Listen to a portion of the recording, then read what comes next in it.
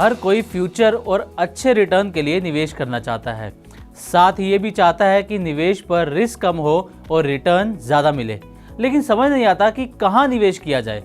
खासकर पिछले कई दिनों से शेयर मार्केट में जारी गिरावट को देखकर लोगों के मन में यही सवाल उठ रहा है कि आखिर पैसे को कहाँ इन्वेस्ट किया जाए।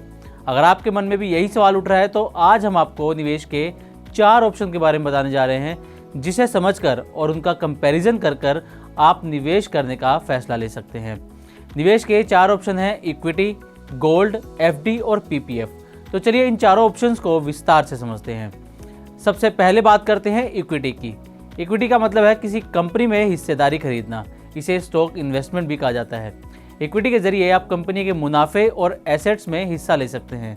वैसे तो इक्विटी हाई रिटर्न देने की क्षमता रखता है, लेकिन ये शेयर मार्केट के उतार चढ़ाव से प्रभावित होता है। इसमें लिक्विडिटी अच्छी होती है, यानी जब चाहें शेयर खरीद सकते हैं और जब चाहें उसे बेच सकते हैं। फाइनेंशियल एक्सपर्ट कहते हैं कि अगर लॉन्ग टर्म के लिए पैसा लगा रहे हैं और रिस्क ले सकते हैं तो इक्विटी में निवेश करना फ़ायदेमंद हो सकता है, और ये आपको सालाना 12% या कई बार 15 से 20% का रिटर्न भी दे सकता है, जो कि बाकी किसी भी निवेश में नहीं मिलता। लेकिन ये ध्यान रहे कि इक्विटी इन्वेस्टमेंट शेयर मार्केट की परफॉर्मेंस पर डिपेंड करती है, इसलिए इसमें रिस्क भी ज़्यादा होता है। अब आते हैं सेकंड ऑप्शन पर, और ये ऑप्शन है गोल्ड। पिछले कुछ साल में गोल्ड ने बम्पर रिटर्न दिया है और ये इन्वेस्टर्स को मालामाल करने में कामयाब साबित हुआ है। साल 2024 में गोल्ड ने इन्वेस्टर्स को करीब 20% का रिटर्न दिया है, जो किसी भी अन्य इन्वेस्टमेंट ऑप्शन के मुकाबले ज़्यादा है। वहीं सोने की कीमतों में 2023 में 14% और 2022 में 12% की बढ़ोतरी हुई थी। एक्सपर्ट्स का मानना है कि 2025 में भी गोल्ड इन्वेस्टर्स को बम्पर रिटर्न दे सकता है, लेकिन गोल्ड में इन्वेस्टमेंट के लिए फिजिकल गोल्ड को चुनना आपके लिए नुकसानदायक हो सकता है, क्योंकि इसमें मेकिंग चार्ज और अन्य कई तरह के चार्ज आपके रिटर्न को कम कर सकते हैं। गोल्ड में निवेश के लिए एक्सपर्ट्स गोल्ड ईटीएफ को बेहतर विकल्प मानते हैं। गोल्ड ईटीएफ में पैसा लगाकर आप अच्छा रिटर्न कमा सकते हैं। एक्सपर्ट्स का कहना है कि अपने पोर्टफोलियो का 10 से 15% हिस्सा गोल्ड में लगाना चाहिए, ताकि पोर्टफोलियो में डाइवर्सिफिकेशन और स्थिरता बनी रहे। अब बात करते हैं तीसरे ऑप्शन की, यानी कि फिक्स्ड डिपॉजिट की। इसके बारे में लगभग सभी लोग जानते हैं, क्योंकि हमारे देश की एक बड़ी आबादी आज भी एफडी को सबसे सुरक्षित निवेश मानती है, और वास्तव में ऐसा है भी। आप बैंक या पोस्ट ऑफिस में एक तय समय के लिए फिक्स्ड डिपॉजिट कर सकते हैं, जिस पर आपको हर साल एक तय रिटर्न मिलता है। आप 1 साल, 3 साल, 5 साल या फिर इससे ज़्यादा की भी एफडी कर सकते हैं। एफडी पर मिलने वाला ब्याज बैंक और जमा की गई रकम के हिसाब से अलग अलग होता है। आमतौर पर सीनियर सिटीजन्स को आम लोगों से ज़्यादा ब्याज मिलता है।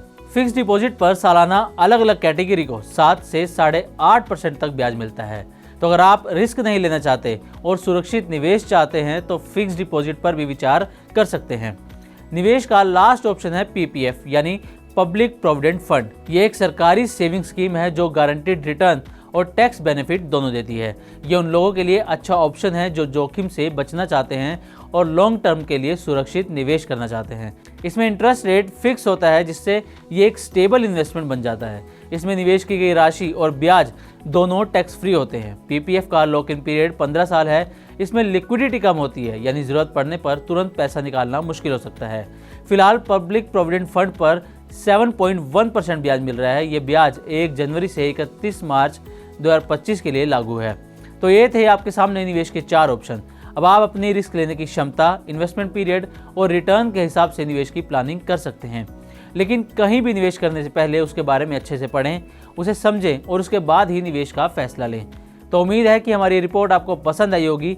इसी तरह की और भी वीडियोस के लिए देखते रहें मनी 9 और सब्सक्राइब करें हमारा चैनल।